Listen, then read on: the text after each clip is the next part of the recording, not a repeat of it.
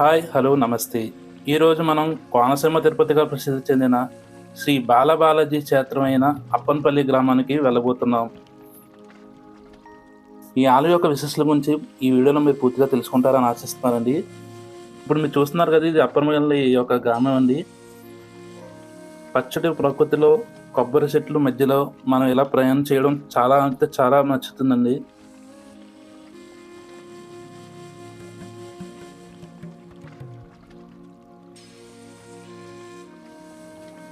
ఇప్పుడు మనం ఆలయానికి చేరుకున్నామండి.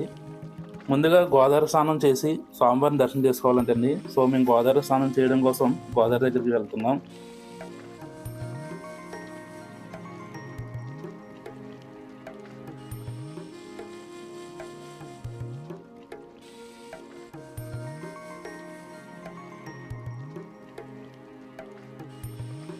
చాలా ప్రకృతి అందాలను చూస్తూ ఇలా గోదావరి స్నానానికి వెళ్ళడం జరిగింది. ఇక్కడే కనకదుర్గమ్మ అమ్మవారి ఆలయం కూడా ఉందండి గోదావరి పక్కన. ఇదే అండి అప్పనపల్లిలో ఉన్న గోదావరి.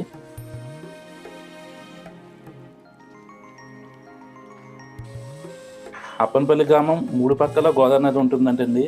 ఒక పక్కన బంగాళాఖాతం ఉంటుందంట.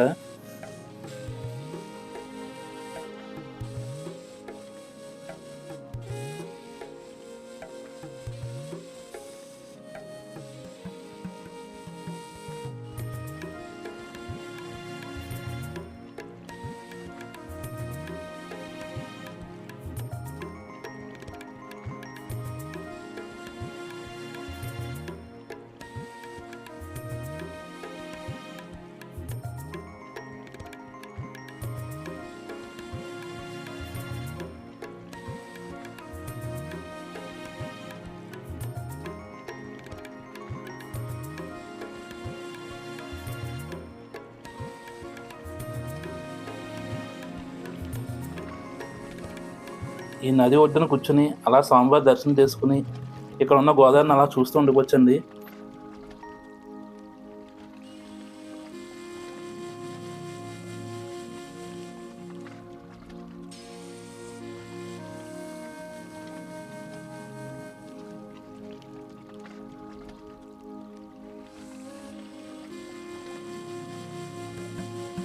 ఖచ్చితంగా అప్పనపల్లి వచ్చినప్పుడు స్వామివారి దర్శనం చేసుకునే ముందు ఖచ్చితంగా ఇక్కడ గోదావరిలో స్నానం చేసి పాత ఆలయంలోకి వెళ్ళి దర్శనం చేసుకోవాలండి ముందుగానే. ఇదే శ్రీ బాలబాలాజీ స్వామివారి యొక్క పాత ఆలయం అండి.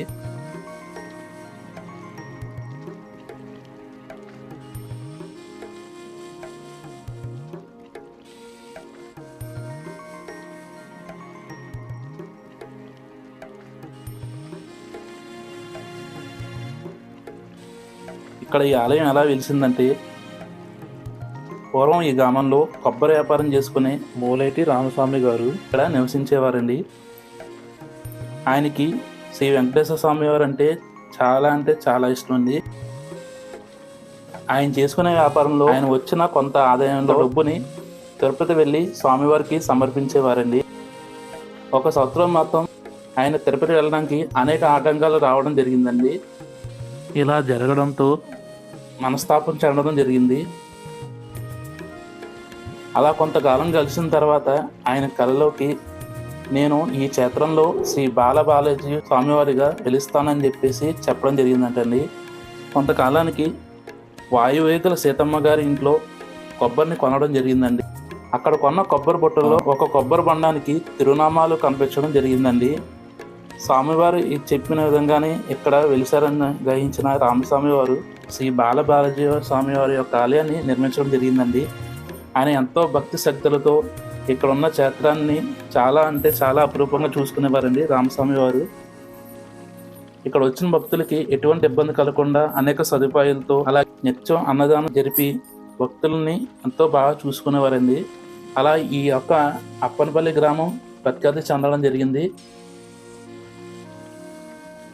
ఆలయ వ్యవస్థాపకులైన మూలేటి రామస్వామి వారి దంపతుల యొక్క విగ్రహాలను ఇక్కడ ఏర్పాటు చేయడం జరిగిందండి. చాలా న్యాచురల్గా ఉంది. నిజంగా ఆయన ఇక్కడ నుంచి చూస్తున్నారేమో అన్నట్టుంది.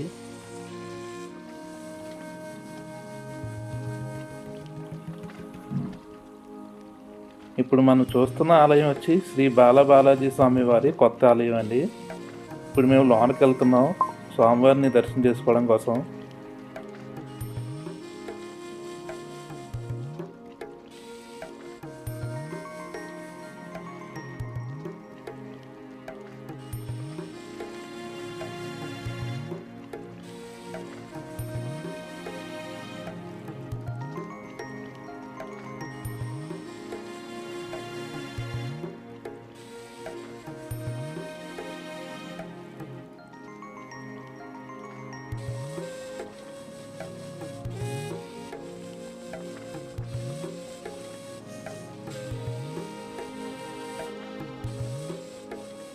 పంతొమ్మిది వందల 77లోనే అన్నదాన సంతర్పణ చేయడం జరిగిందండి.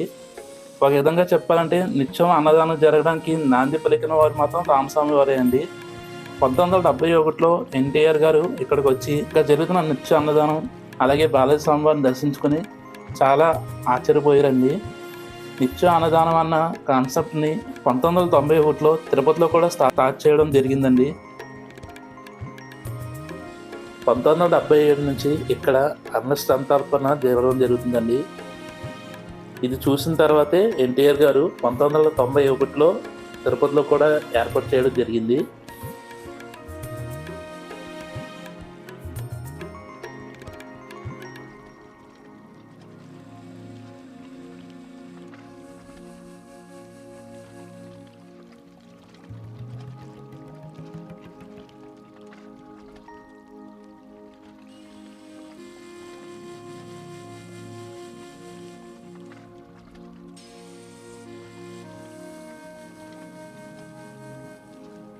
ఇక్కడ పురాతన నుయ్యి కూడా ఉందండి.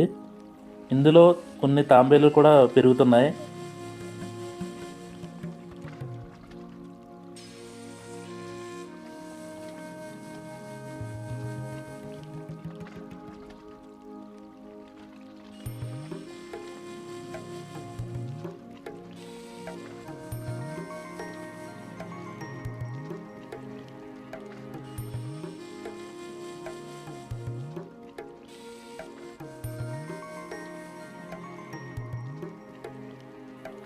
ఆలయం గోపురం చుట్టూ దశావతారాలకు సంబంధించిన విగ్రహాలు కనిపిస్తున్నాయండి. ఇక్కడ చూసుకుంటే నిజమైన చిలక అనుకున్నానండి ముందు చూసి.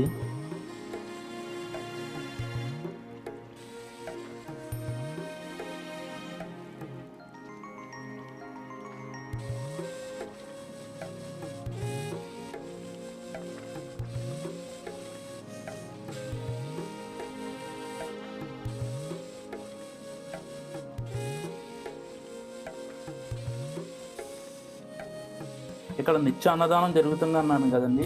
ఉదయం 9:30 నుంచి ఇక్కడ స్టార్ట్ అవుతుందండి. అలా చివరి భక్తులు వచ్చేదాకా ఇక్కడ అన్నదానం జరుగుతారు. మీరు ఏ టైంకి వెళ్ళినా సరే ఇక్కడ అన్నదానం లేదు అన్న మాట మాత్రం రాదండి.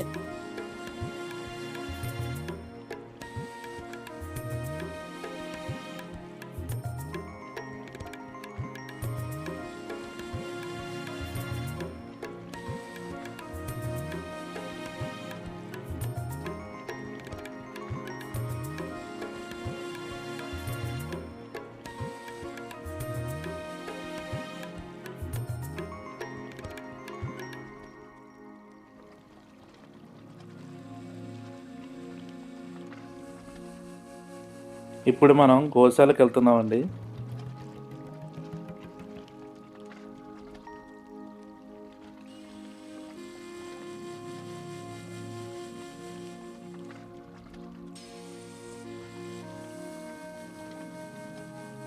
ఈ ఆలయం వచ్చి తూర్పుగోదావరి జిల్లా మామిడికుర మండలం అప్పనపల్లి అనే గ్రామంలో ఉందండి. ఈ ఆలయాన్ని మీరు చేరుకోవాలనుకుంటే రాజమండ్రి నుంచి 70 కిలోమీటర్ల దూరం, అలాగే అమలాపురం నుంచి 12 కిలోమీటర్ల దూరం ఉంటుందండి.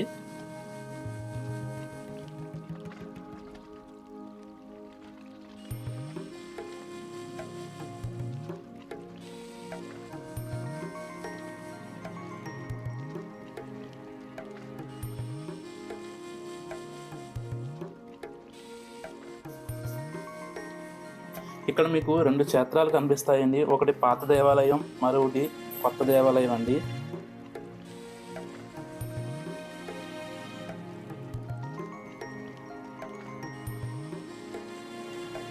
ఇక్కడ గోశాల అయితే చాలా బాగుంది కదండి. కొబ్బరి చెట్ల మీద అలా పీస్ఫుల్గా వాతావరణంలో అలా గోవులు ఉన్నాయి. అలా గోవులు చూడడం చాలా బాగుంది. ఇప్పుడు అన్నదానం చేసే మండపం దగ్గరికి వచ్చామండి.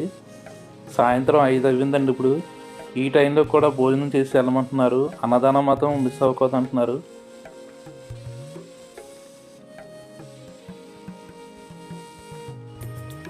స్వామివారి ప్రసాదాన్ని సేకరించడం జరిగిందండి. ఈ టైంలో కూడా వేడివేడిగా భోజనం వడ్డించారంటే చాలా గ్రేట్ అండి. భోజనం అయితే చాలా బాగుందండి. వంటలన్నీ చాలా రుచిగా ఉన్నాయండి.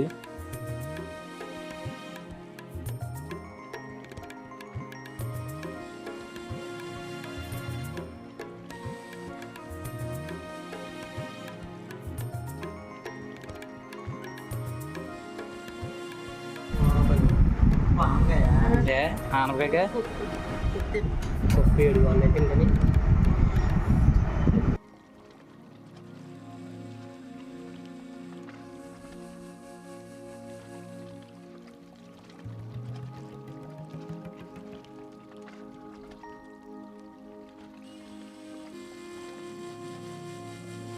ఈ వీడియో కానీ మీకు నచ్చినట్టయితే లైక్ చేయండి, షేర్ చేయండి, సబ్స్క్రైబ్ చేసుకోండి. Thanks for watching.